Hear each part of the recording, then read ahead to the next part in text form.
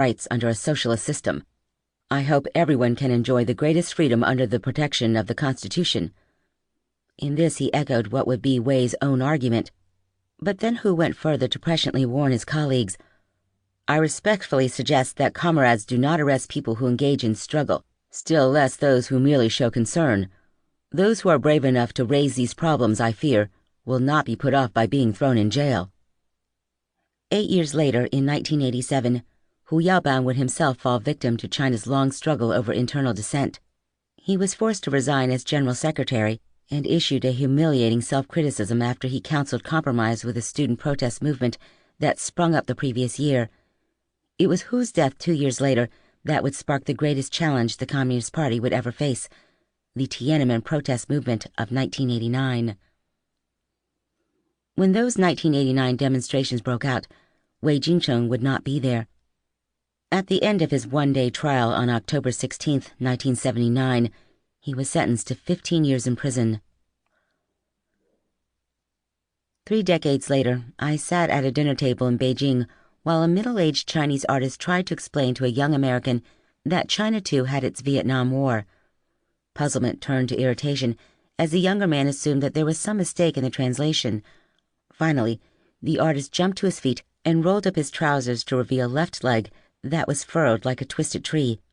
It was a bullet wound he had sustained as he crossed the border into Vietnam in the first days of the war. There was a moment of embarrassment among the Chinese at the table. The young American had learned a new fact of history, but the Chinese were reminded that this was something they were never supposed to know. The war that had sent Wei Jingsheng to jail 30 years before was now deeper than a secret. It had been forgotten. All along the tracks out of town they were holding up flaming torches in farewell. It was a pitch-black night in late 1979, and Guojiang was heading for Kunming, the capital of Yunnan province. It lay a few hundred kilometers from his hometown of Duyun in Guizhou, one of the poorest provinces in China. Kunming was a major city with good transport links to the Vietnam border, and it was the mustering point for new army recruits like Guojiang. Around him were the other boys who had enlisted. For all of them, joining the army had seemed like an adventure and a way out of poverty. But now, as they looked at the faces of their families in the torchlight, some of the boys were crying. Perhaps they were spooked by the leatherette seats in the carriage. Soldiers traveled in good trains, everyone knew that. Did first-class travel mean they were going to die? The army needed them to keep the border with Vietnam safe. The opening phase of the war with Vietnam had ended when the Chinese army had crossed back into China in March that year.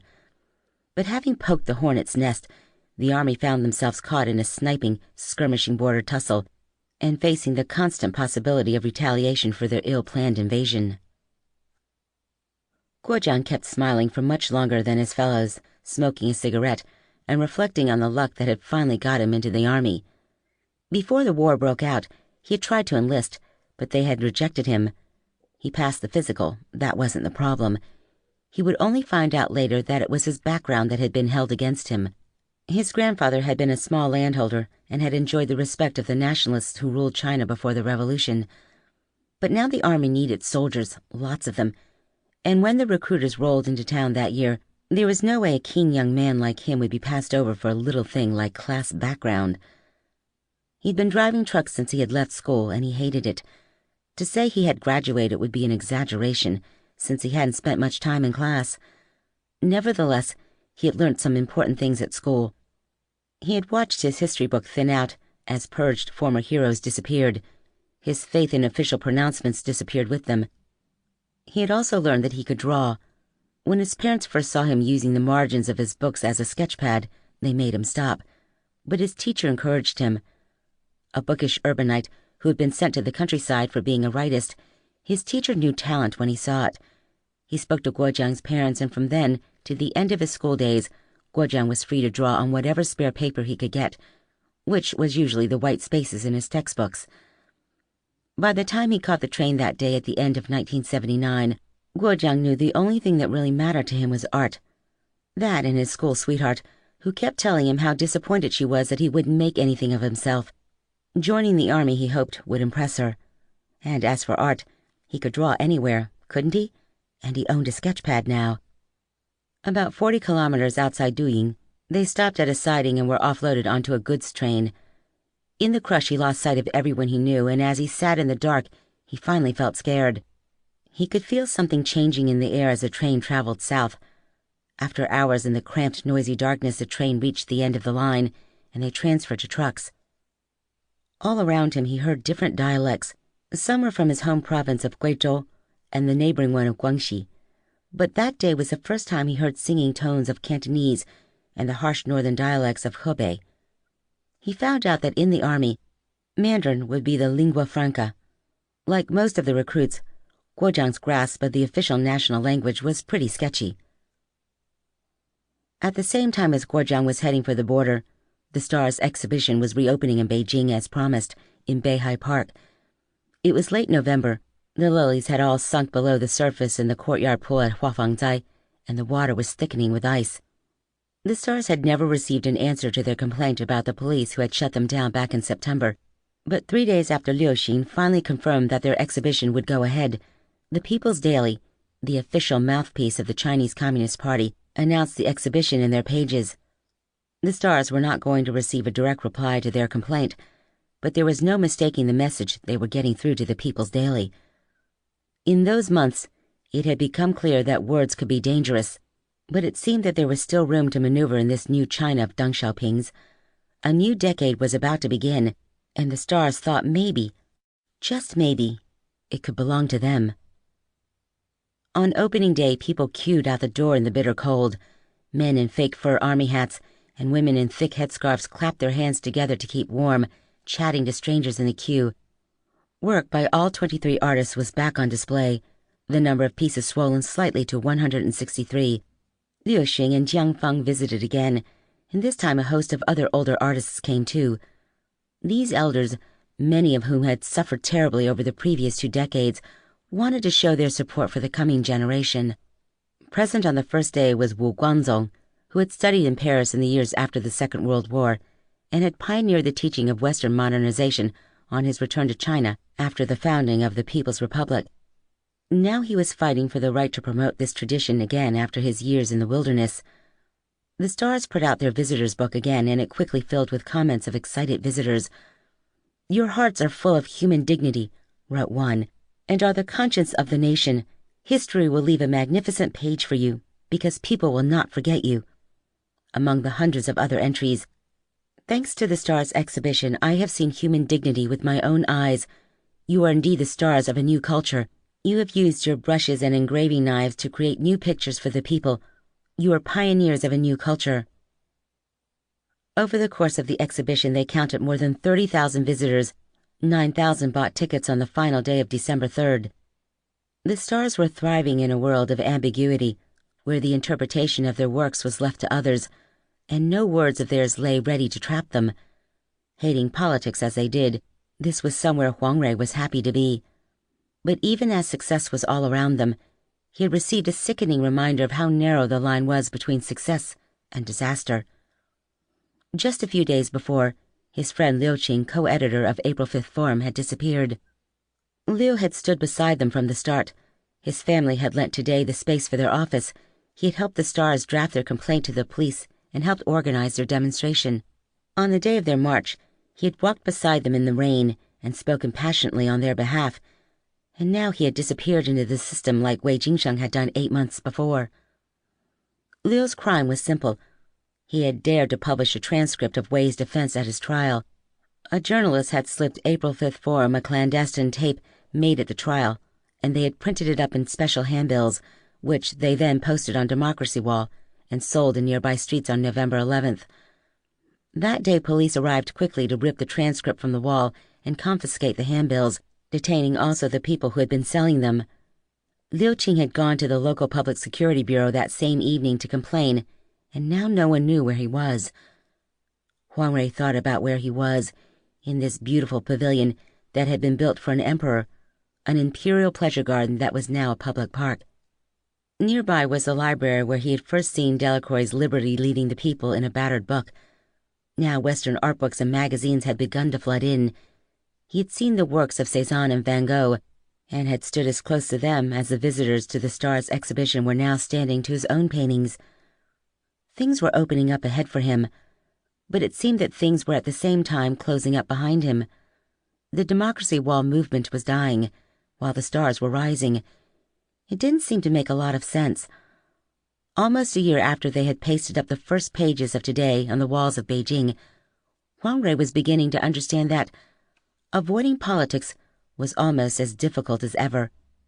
Politics didn't dominate them like it had during the Cultural Revolution, but their fight to be authentic to their own experiences, to express what they actually felt, was also a political choice.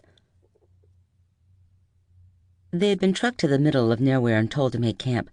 They slept in a deserted rice silo, deserted because there were no farmers in this border region anymore.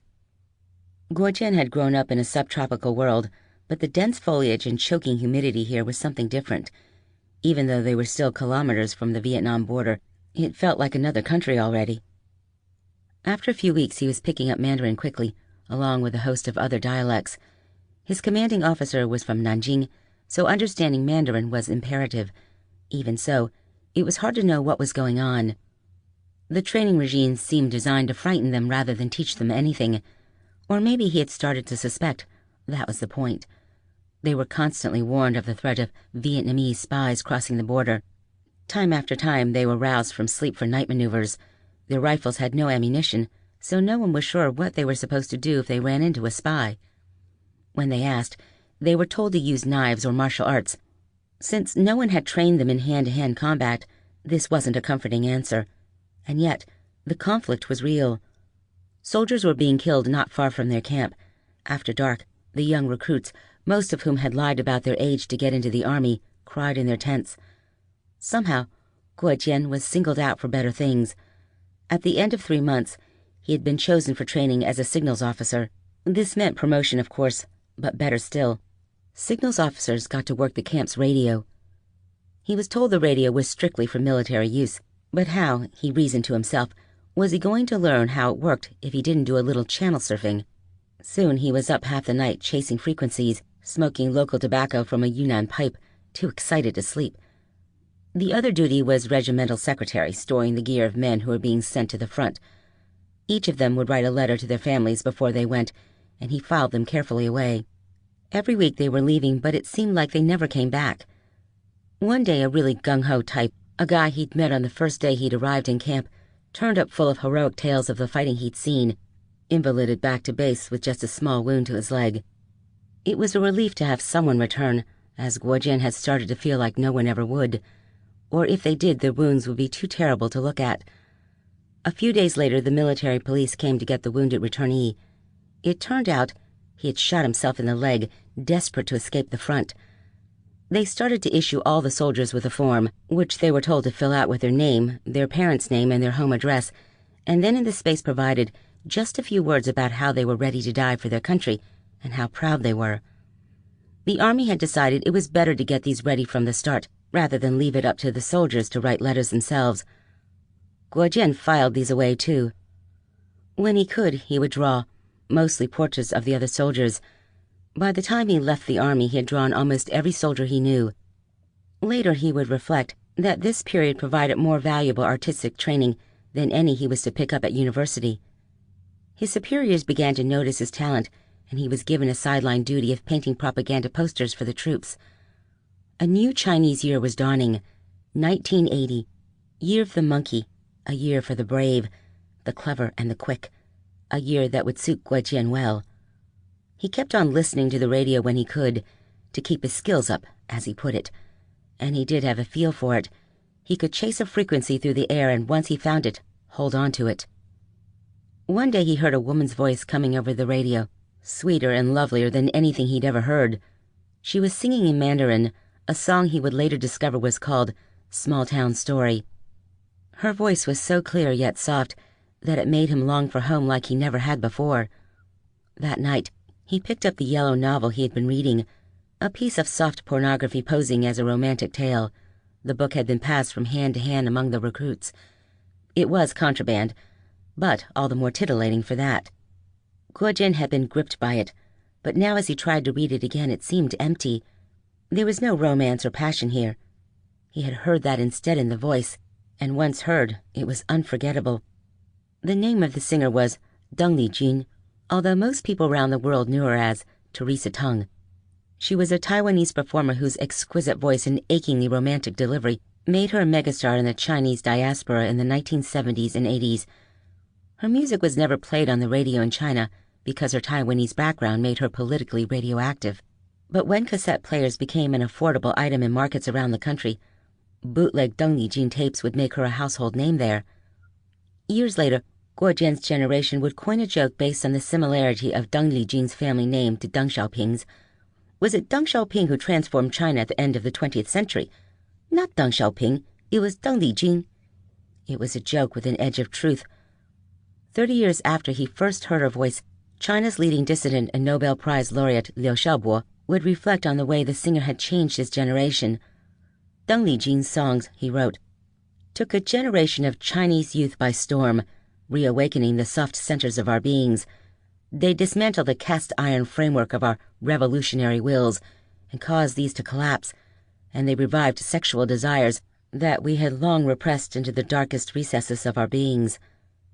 No doubt it was for these reasons more than her Taiwanese background that the Chinese government would try to ban Deng Lijun's music repeatedly from the late 1970s till her tragic death in 1995. Out on the border with Vietnam in 1979, Guo Jian knew nothing of this. He only knew that he was desperate to hear her again, and from then on he spent night after night chasing her up and down the frequencies as her unforgettable voice faded in and out. It wasn't long before he realized that the strongest signal broadcasting Deng Lijun came from a country that he had barely heard of, Australia. In those years, Radio Australia's transmitters beamed its signal from a flat plain near the farming community of Shepparton, Victoria, all the way north to China, where it was heard loud and clear from Yunnan, where Guo Jian was based, to the far western provinces of Xinjiang and Tibet, north to Inner Mongolia and Beijing, and east to Shanghai and Guangzhou. Radio Australia's Chinese service loved Deng Lijun. She performed in Mandarin, Cantonese, and English, and her Mandarin delivery was regarded as the most perfect in the world, with a clarity that was unsurpassed.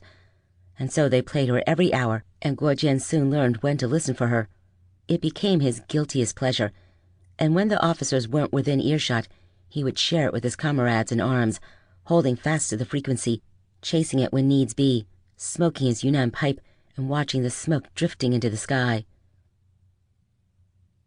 As the extraordinary year of 1979 drew to a close, China was at the beginning of a decade that in many ways was more free than any before or since in the history of the People's Republic. The 1980s took China from the beginning of Deng Xiaoping's Great Reform and opening up to the tragedy of Tiananmen Square, along the way fueling the most extravagant dreams of what China could be. The story of China's transformation would not belong simply to the men within the red walls of Zhongnanhai. It would be told in the traditional rice basket provinces of Sichuan and Anhui, where impoverished farmers returned to tilling their own fields, growing new crops, and developing side industries, pioneering the reforms that would power China's development through the 1980s.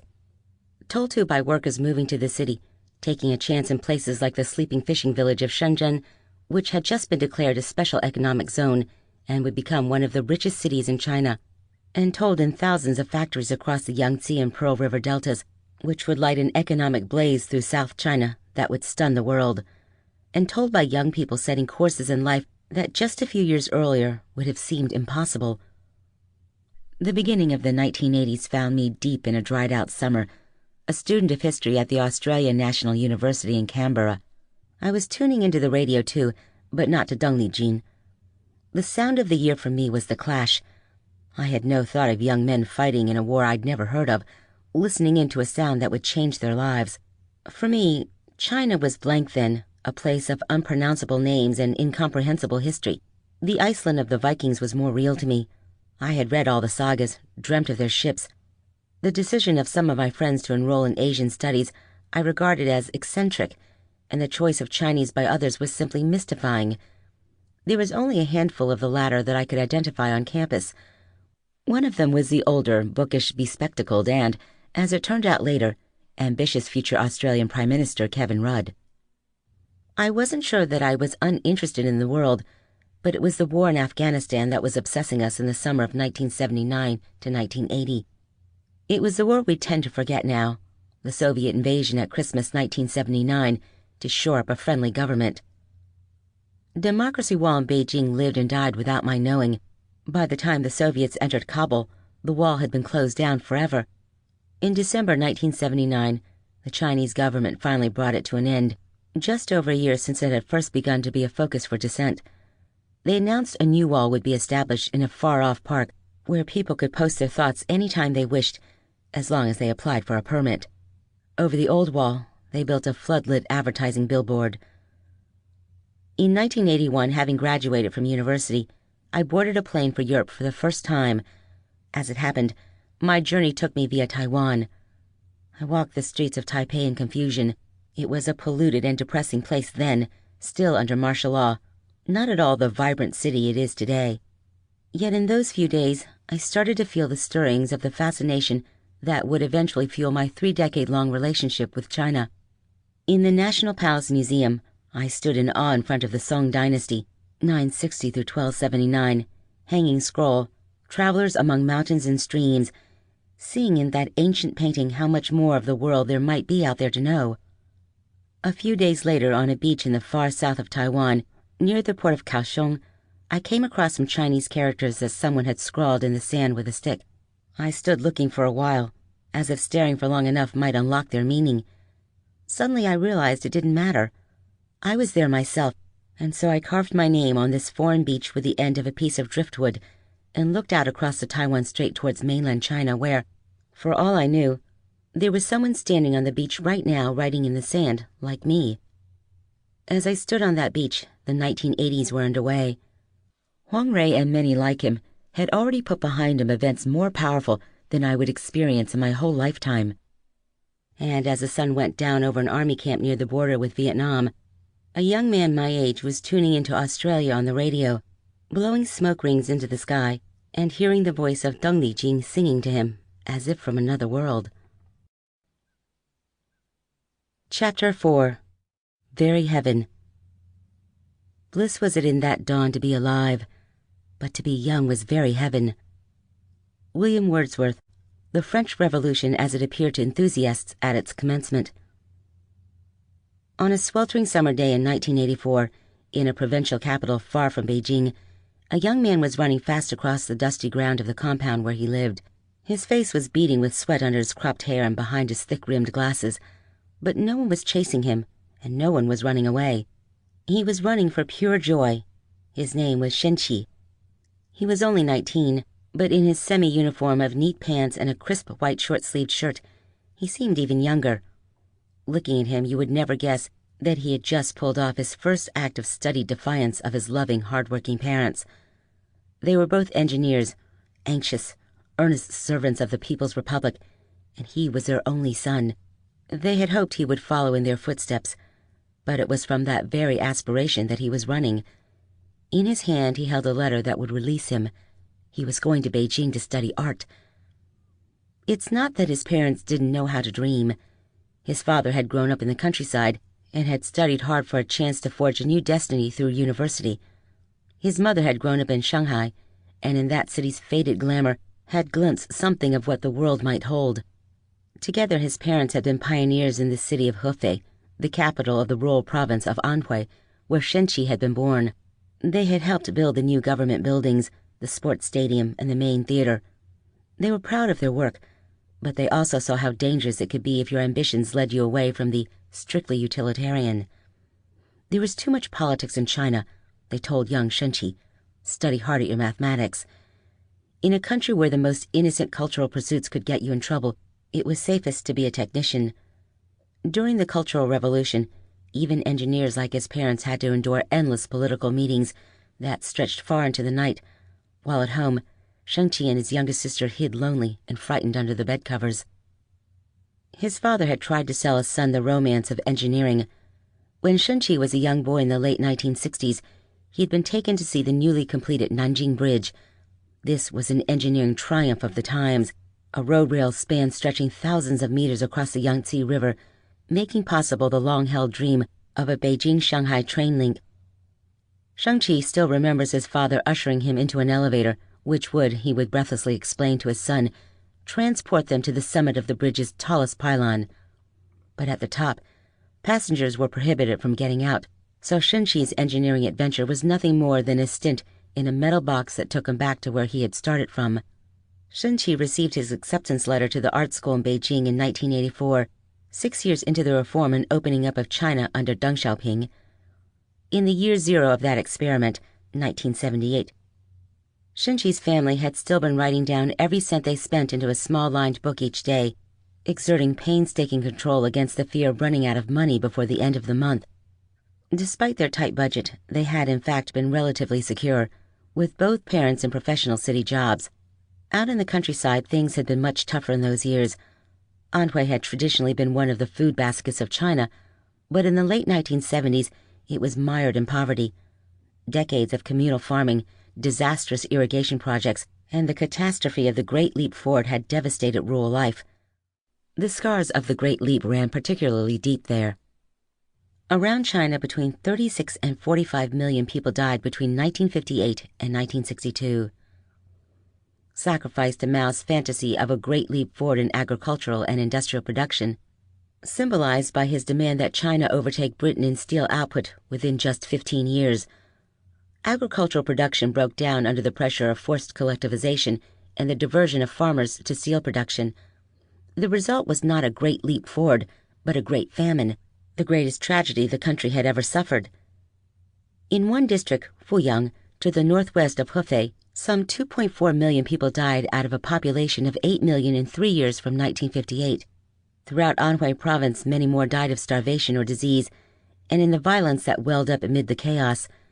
At the end of those years, the trees stood like skeletons, their leaves and bark stripped for food by people who, at the end, would eat the earth itself to staunch their hunger. Perhaps it's no surprise, then, that it was in the desperately poor Anhui that a group of farmers first took the risk of throwing off the communal system and taking individual responsibility again for the land. In December 1978, in a small village called Xiaogang to the east of Hefei, 18 farmers gathered one night to sign a secret pact. After years of pitiful harvests that had turned the villagers into beggars, they had decided to divide their communal land into family farms again. They would farm their plots separately, and although each farmer would still reserve a set amount of grain for the collective and the state, anything above that they would keep for themselves. The land would remain in state ownership as it still does today, but the farmers would once again guide its destiny. One by one, each dipped his index finger into the red ink and made a mark beside his name. They vowed that if any of them was to be arrested and punished, the others would take care of their family. The document still exists, preserved today in the National Museum in Beijing, the red fingerprints like bloodstains on a fragile paper. By the next harvest, the village output had soared, and their secret was out. It had been a desperate gamble to stare down the party's ideologues, but the farmers were on the right side of history.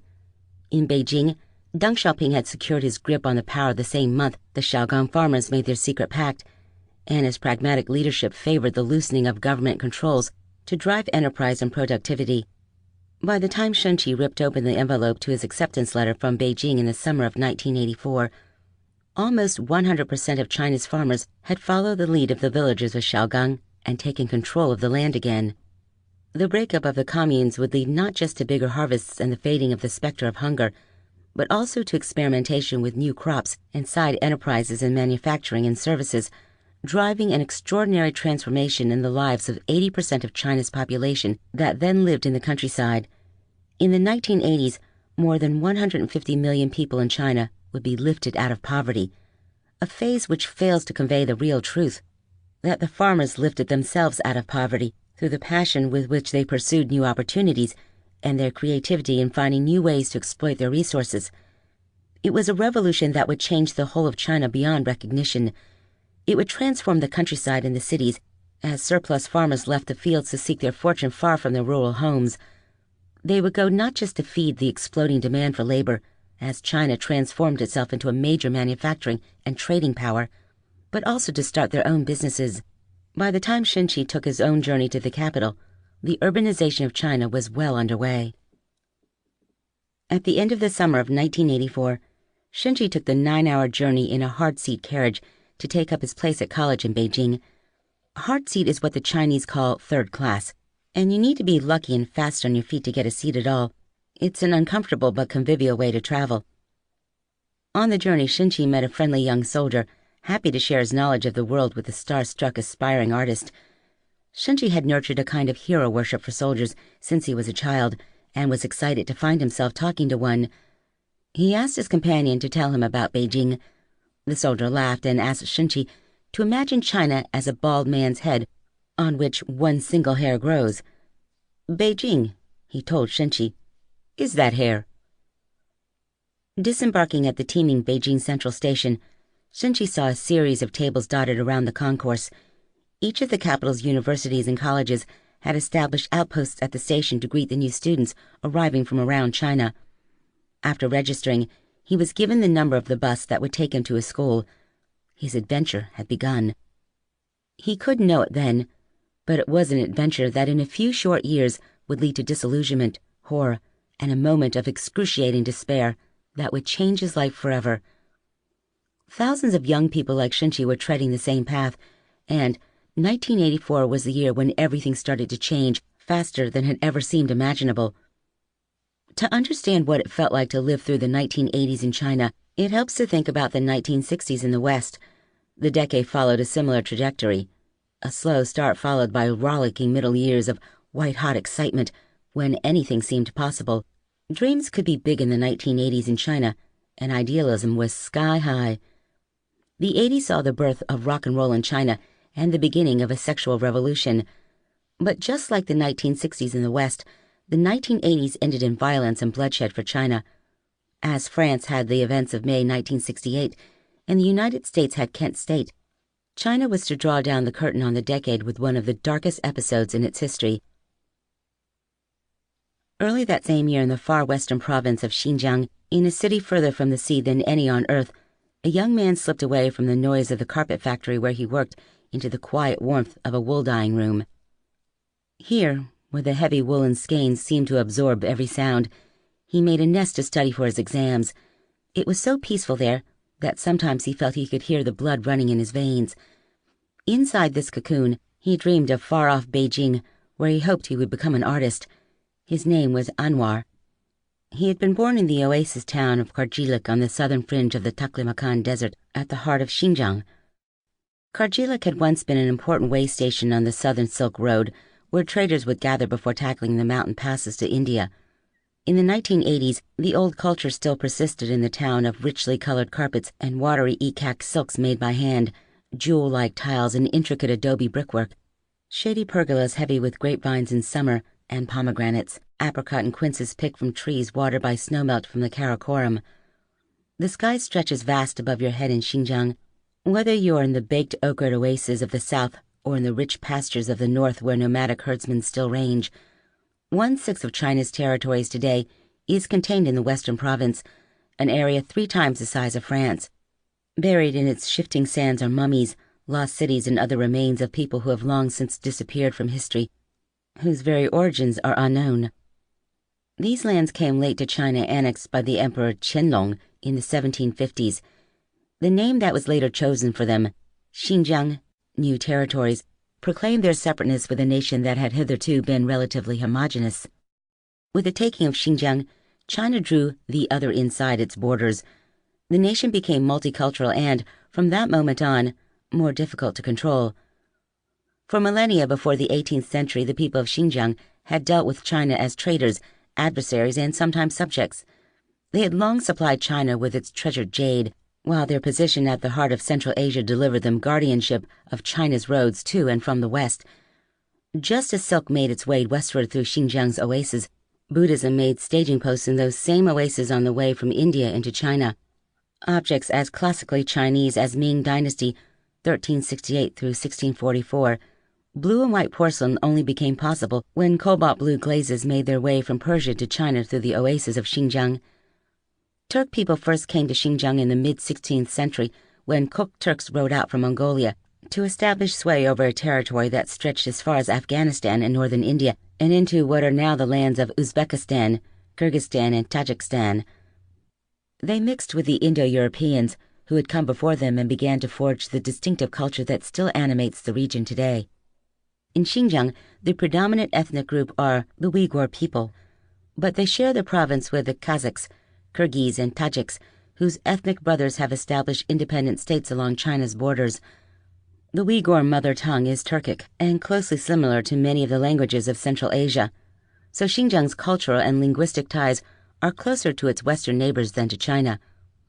Overlaying the Turkic culture is Islam, which arrived in Xinjiang in the 10th century, carrying with it another set of traditions and loyalties that deepen Xinjiang's cultural distinctiveness from China. By the time Anwar was born, Xinjiang was no longer a crossroads. The mountain passes to the west were closed, and Xinjiang no longer traded with the outside world. All roads instead led to Beijing and, from 1949, although its provincial capital was some 3,700 kilometers away, Xinjiang ran on Beijing time. Now reading for hours in the quiet of the wool dyeing room, Anwar was securing his passage to Beijing. In the same month that Shenqi took the train from Anhui to the capital, Anwar would be boarding one too. Even as the summer of 1984 would find young people like Shenqi and Anwar arriving in Beijing high with excitement, it would see Huang Rui leave. The early years of the 1980s were tough for Huang Rui and his fellow stars. The initial triumph at being able to stage their exhibition had given way to a series of reversals, and, finally, a real fear about what kind of future they could make for themselves in China. At first, things had gone well. The stars had garnered support among many of the older artists and had been accepted into the official Artists Association. In the autumn of 1980, Huang Rui and Ma Deshang had set off on a lecture tour around China, visiting 30 cities and talking to art students and teachers about the stars' exhibition and their vision for art. At one college, the Sichuan Fine Arts Institute in Chongqing, more than 800 students came to hear them speak. Back in Beijing in the spring of 1981, visiting celebrities such as the composer Jean-Michel Jarre and his actress wife Charlotte Rampling sought out the stars and discussed collaborations with Huang Rui. The stars and their friends held parties in the ruins of the old summer palace, where young Chinese and Westerners danced together among the fallen stones. There was an excitement both inside and outside China about where reform might lead. But not everyone was excited. Conservative Party ideologues like the propaganda chief Deng Liqing saw danger in the spread of notions like individualism and humanism into Chinese intellectual life. He saw them as the antithetical to the acceptance of party control. Criticism of artists, writers, and intellectuals with bourgeois ideas began to ratchet up. Today had been banned at the end of 1980, while Huang Rui and Ma Deshang were still on the road, and, as 1981 wore on, the stars found their newly won membership of the Artists Association canceled and their landmark exhibition criticized. They could feel themselves being forced underground again, as they were denied a public space in which to work and exhibit. As the economy opened up in the early 1980s, corruption and crime flourished. It was easy for conservatives to link this to the pollution of bourgeois thought. In August 1983, a nationwide crackdown on crime was launched, followed a few months later by the official campaign against spiritual pollution. Law enforcement around the country was encouraged to strike hard against hooliganism. Within a few months, tens of thousands of young people had been sentenced to reform through labor in far-off prison camps, and thousands more had been executed for ill-defined crimes. Propaganda suggested a slippery slope from Western hairstyles, clothing, and dancing to pornography, theft, and violent crime. Huang Rui and his fellow stars felt their world closing in again. In August 1983, an exhibition by Huang Rui, Ma Deshang, and Wang Keping was shut down after just a few days, and the police took to dropping in on them at home. Meanwhile, the poetry of their friends, Beidao and Manke, was denounced as misty, incomprehensible, and enslaved to Western ideas. The term misty poets, intended as a criticism, quickly became a badge of honor. The anti-spiritual pollution campaign only lasted 3 months, its hysterical tone causing so much negative publicity outside China and fear within that Deng Xiaoping was convinced to call it off. But the damage was done. Huang Rui was exhausted. He had seen the wheel turn once too often. Hope and excitement in China seemed inevitably to be followed by repression and disappointment. He needed to escape the cycle. In the autumn of 1982, he met a young Japanese woman, Fujiko Tomi, who had come from Osaka to study in Beijing. Less than a year later, they married. "I had never thought of getting married before," he told me years later. but I realized I needed to get out of the country. By early 1984, both he and Wang Keping had decided to leave China. Wang Keping had also married his foreign girlfriend, a young teacher from France. The two friends would head for foreign cities at opposite ends of the world. The night they told Ma Zheshang, he wept. A year later, he too would choose exile abroad. Huang Rui boarded the plane for Osaka at the height of summer 1984, with no idea that within months the wheel would turn again and set off what would be the most exhilarating period in Chinese contemporary history. It would last barely 5 years, but it would shake the country to its core. Before it ended, Huang Rui would find himself back again in Tiananmen Square. In 1984, an aspiring artist called Gongkar Gyatso was also leaving Beijing, but he was heading back to his hometown of Lhasa after 4 years as a student in the capital. His time in Beijing had been a revelation, and he was determined to create an artistic life for himself in the city of his birth. When he had first come to Beijing in 1980, he had, as he told me, been very red, one of the Communist Party's true believers. His father was an army man, born in the town of Amdo in Qinghai Province on the Tibetan Plateau. He had arrived in Lhasa with the People's Liberation Army, PLA, in 1954 when the Dalai Lama still lived in the city. Gongkar's mother was a passionate communist. Before the PLA entered Tibet in 1950, she had lived in a kind of servitude that she considered akin to slavery. Under Chinese administration, she had been given the opportunity to study, and her gratitude ran deep. His father's military connections ensured that Gongkar and his sister would see out the turbulent 60s and early 70s in relative security. In 1979, at the age of 18, he had secured a steady job working as a museum guide in Lhasa, and it was there that his enthusiasm and lively intellect caught the attention of some visiting artists from Beijing.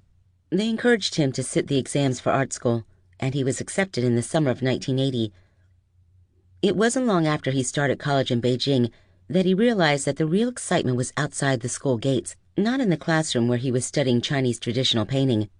There was plenty of art to see, and he was fascinated by the exhibitions of Western art that were beginning to arrive in China. But it was the books that captured his imagination. In those years, Chinese translations of Western books were coming thick and fast. He loved reading about Western art, but it was Western philosophy that really spoke to him. Sartre and Nietzsche impressed him, but it was Schopenhauer who inspired him. Even after finishing university, I kept reading him. His theories really chimed with me, his sense of man's loneliness and struggle. He awakened the desire in me to search for something spiritual. When he had first arrived in the capital, he had felt secure in his identity. Before I went to Beijing, I had no concept of myself being Tibetan and other people being Chinese. I was very ideological, a real communist. But soon I began to feel a real clash in my heart and in my head. I suddenly realized, I'm Tibetan, I'm not Chinese, and the philosophy books really helped me consider these questions and to connect with spirituality, which I'd never been exposed to before. He had grown up in a period when religious expression was heavily repressed, and he had never seen a Buddhist shrine. But in the early 1980s under Deng Xiaoping, the practice of religion was no longer deemed a crime, and religious tolerance was enshrined in the Chinese constitution. In 1983, on a visit to Lhasa, he came upon his grandmother worshipping quietly at a small shrine in her home. Gongkar was 22, and he experienced for the first time the heady smell of incense and the sight of the curls of perfumed smoke rising before a statue of the Buddha. By the time he graduated in 1984, he was anxious to get home again. The time in Beijing had been exhilarating but also painful. During these years, his whole sense of himself had been overturned. Now he was ready to get out of the classroom and discover what it really meant to be Tibetan. He hoped that back in Lhasa, he'd be able to find out. Guo Jian hesitated at the door of a darkened studio. It was early autumn 1985. He had been in Beijing for a few weeks now, but he still hadn't found what he was looking for. Maybe he would find it tonight. He still couldn't quite believe he was here, in Beijing, 2,000 kilometers from his hometown of Guizhou. He had left the army in 1982 after 3 years in uniform, but little seemed to have changed when he got home. His girlfriend was still refusing to marry him. She couldn't understand why he had no ambition to join the Communist Party and was pressing him to go to university. To Guo Jian, it seemed impossible. He had hardly been to school, and although the universities were, in theory now, open to all on merit, he couldn't imagine how he would ever pass the exams. All he could do, he thought, was continue to draw and paint, and trust that his talent might lead him somewhere. It was a stroke of luck that took him to Beijing. In early 1985, he was walking with his sketchbook when he ran into one of his old teachers.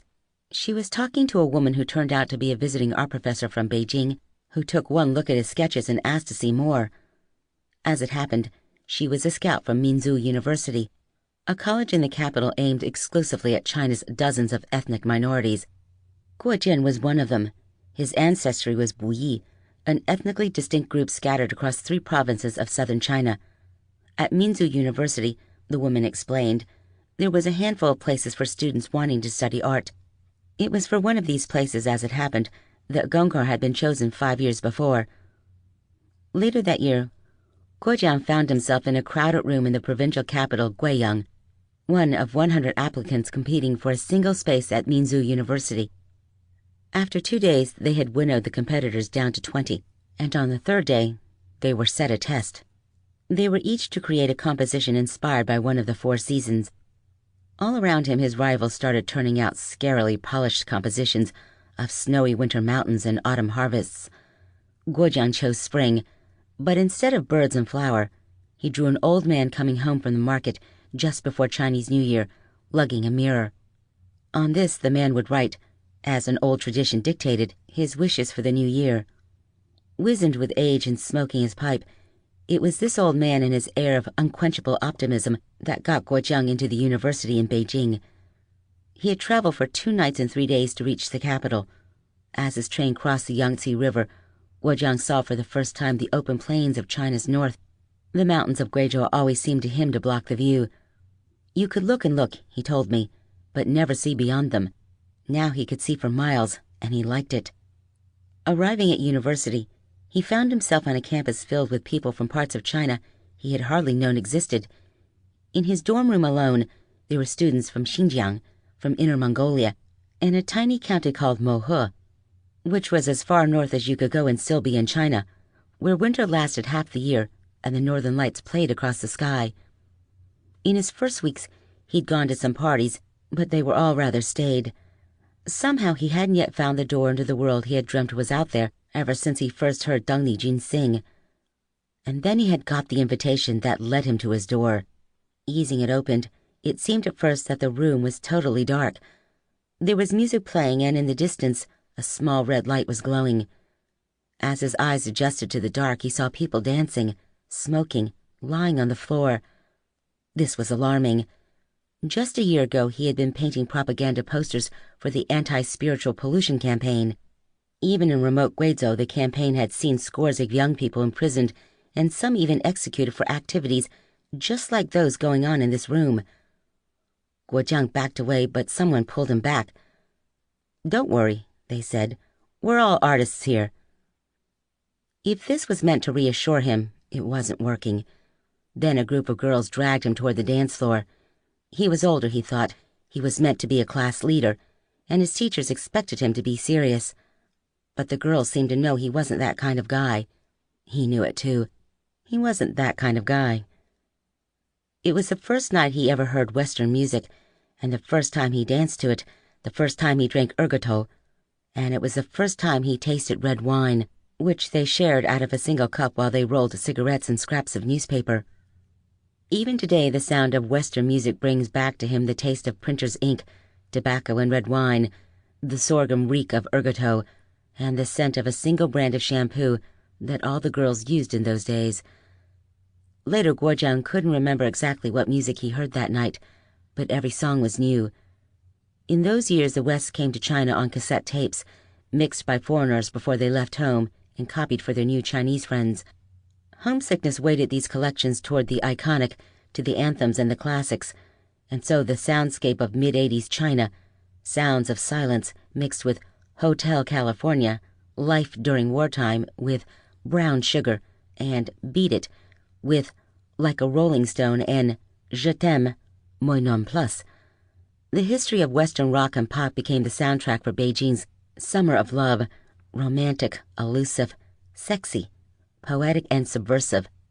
Even today, drunken reunions in China can erupt late in the evening into slurred renditions of John Denver's Take Me Home Country Roads, while Sounds of Silence plays on a continuous loop for ice skaters on the Forbidden City's frozen moat. That night, Guozhen stepped inside the underground culture that would be his true university for the next 4 years. From then on, he committed to a helter-skelter journey of discovery, ignoring the course laid down for him by his elders, following connections where they led, looking for new worlds in art and literature and life. And around the country, hundreds of thousands of other young people would do the same. The host of the party that night was Anwar. He had arrived in Beijing just a year before Guozhen and found that Minzu University was a perfect base for exploration. It was an academy of outsiders, their ethnic origins marking them out from the Han Chinese majority. The neighboring big institutions like Peking University and Renmin People's University might have been the intellectual vanguard, but Minzu was edgier. By the time Guozhen met him, Anwar already had a reputation as the king of cool. "I think he was born cool," Guozhen reminisced to me one day. He was just so avant-garde, so far ahead with the music he was listening to and the way he dressed, and he was making connections with foreigners way before the rest of us. On the weekends, Anwar and his friends would organize parties in their class studio on campus. They would spread the word to people they thought would be interesting, even stopping individuals they liked the look of on the street. It was natural that they would ask Guozhen, this young guy from the south who still wore his army uniform. And every weekend there was a standing invitation to the young women who modeled for their life classes. These women were pioneers. Nude modeling had been banned during the Cultural Revolution, and it was only in 1984 that life classes were once again allowed in art schools. In that first year, there were just 3 young women in Beijing who took up the challenge. It was still the era when people worked in assigned jobs. Theirs was in a state factory, but it was the kind of place that Deng Xiaoping's reforms would soon put out of business. The girls pulled wages of around 40 yuan a month simply to clock on and read the papers. For art school modeling, they could get 8 yuan an hour and an entry to the avant-garde. It was no contest. They modeled for each of the colleges in Beijing and were couriers for the gossip of the burgeoning Beijing art world. They took on the role of model and muse for Anwar and his classmates, keeping them in cigarettes, buying them canvas if they couldn't afford it, and mothering them with advice. Paid by the hour, they arrived early and left late. They would doze on the sofa they posed on and fix their hair in the beautiful antique mirror that was rumored to have come from the Forbidden City. The spacious campus of Minzu University had run a little wild during the Cultural Revolution, and abandoned buildings were scattered at the corners of its ruined grounds. Anwar and 2 of his friends decided to take one over for a project. Their idea was to create a world apart into which other people could enter. All 3 were painters, but they had no interest in staging a formal exhibition. Instead, they wanted to create a space for the imagination, a 3-dimensional artwork using sound, light, color, and scent. They didn't have the vocabulary to describe what they were doing or the background in Western art to know, but they were arranging one of China's first art installations. Wisely or not, they went ahead without official permission. The building they chose was perfect, cavernous, empty, and a long way from the teachers' classrooms. They carpeted the concrete floor with fallen leaves and lit the corners of the room with candles. They hung their paintings high on the walls at odd angles. Feeling something was still missing, Anwar selected a dead tree branch and placed it high in the rafters and brushed onto its gnarled surface a single line of pigment. When they were ready, they spread the word as they had for their parties, inviting their friends and roping in strangers from the street. The opening was a sensation. They had created a soundscape with an ethnic Korean drummer, a Tibetan singer, and a lutenist from Xinjiang. It was like no music that anyone had ever heard. The space teemed with people, and a woodland scent rose from the crushed leaves, while shadows went leaping up the walls as the candles flared and guttered. People stayed for hours, captivated by the music and the warm light, the oddly hung paintings, and the forced ambiance. When the last visitor left, the artists bedded down on the floor among the leaves. Fine Arts in China, a critical magazine that was itself only a few months old, was enthusiastic. The university authorities weren't. "You're not here to make art," the three were told. "You're here to learn." Under orders to close the space, the students sought out the biggest padlock they could find, so that if people leaned hard on the door, they could still look through the gap into the space within, where the forbidden world lived on. Early in 1986, Fine Arts invited Anwar to publish his statement on the project. He wrote, "We do not want to follow any school of thought or painting. We simply hope that our successes or our failures will be of our own making." It was the spirit that drove a lot of things in those years. All over China, people were trying to make their own decisions and find their own way, not just in the universities, but on the farms and among the burgeoning group of independent traders who were beginning to change the face of the cities. People wanted to be themselves. More dangerously, many of them wanted to be heard. Guo Jian stood in the crowd pressing up against the stage, waiting for the concert to start. He'd taken a risk to be here. At the door, a stony-faced clerk had registered his name and checked his detail against his identity card, while a stream of foreigners flowed past him into the hall, unchallenged. Direct contact between ordinary Chinese and foreigners was discouraged, and making Chinese register was a form of silent intimidation. Guo Jian had spent long enough in the army administration to know things like this always ended up on your file, but he no longer cared enough to be cautious. Ever since the night of the party, he had been chasing connections. He was always sneaking off from school to see new exhibitions before they were closed down. He had been to Anwar's show and was amazed. He couldn't understand where all these ideas were coming from. He stopped painting and started reading. Suddenly, it seemed like every book in the world was available. He'd pick them up one after another in the markets or from a guy selling off a pedal cart by the side of the road. Lucian, Nietzsche, Sartre, Freud's The Interpretation of Dreams. New books would come so rapidly that he had never seemed to finish one before another demanded his attention. The whole of Western modernism was coming at China in a rush. Revolutions in thought long assimilated into the Western canon broke over them in waves. The whole of 20th century art was telescoped, too. Cubism, Expressionism, Warhol, and Dali were jumbled into whatever patterns Guo Jian and thousands like him felt like making. Just like the mixed tapes of Western music, Western culture arrived in China in a glorious mashup that gave it a new vitality. Among his teachers, Guo Jian found one true iconoclast. Still in his 20s, the teacher guided him to art he might never have found on his own, like the tortured erotic works of Egon Schiele. He gave him his first real education in Western music as well, spinning cassettes for him and tracing the influences of Prince, the Police, the Eagles, and the Beatles. All over Beijing, young Chinese musicians had started putting their own rock acts together. It was only a matter of time before one of them broke out. But no one was prepared for the impact of Cui Jian when he arrived. He had written a hit that was being sung from one end of the country to the other, and now Gui Zhang was standing in the surging crowd, waiting for him to take the stage. In the early 80s, Cui Jian had been a classically trained 20-something trumpeter with the Beijing Philharmonic Orchestra when a friend sat him down with some mixed tapes of American rock. Cui Jian went straight out to buy his first guitar, and by the mid-80s, he and his new band were playing the capital's sketchy bar scene. Then in May 1986, at the age of 24, he took the stage at a nationally televised concert for peace at the Beijing's Workers' Stadium. Dressed in traditional high-collared tunic like a Qing dynasty guitar hero, he played Nothing to My Name for the first time. Chinese rock and roll was never the same after that. It was Nothing to My Name that Guo Jian and everyone else had come to hear that night, and when the first shimmering chords floated through the hall, the crowd went wild. The song's plaintive start is a lover's plea to a woman who spurns him.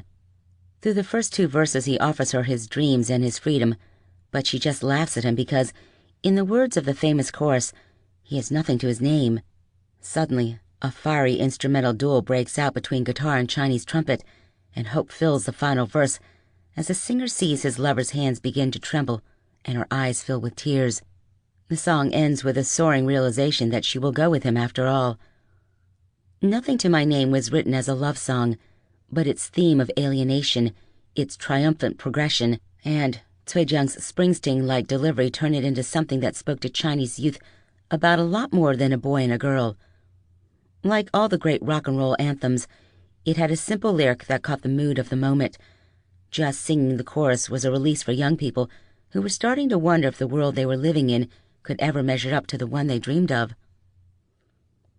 Guojian told me years later that Nothing to My Name was the first song he ever heard that really seemed to be in a Chinese voice,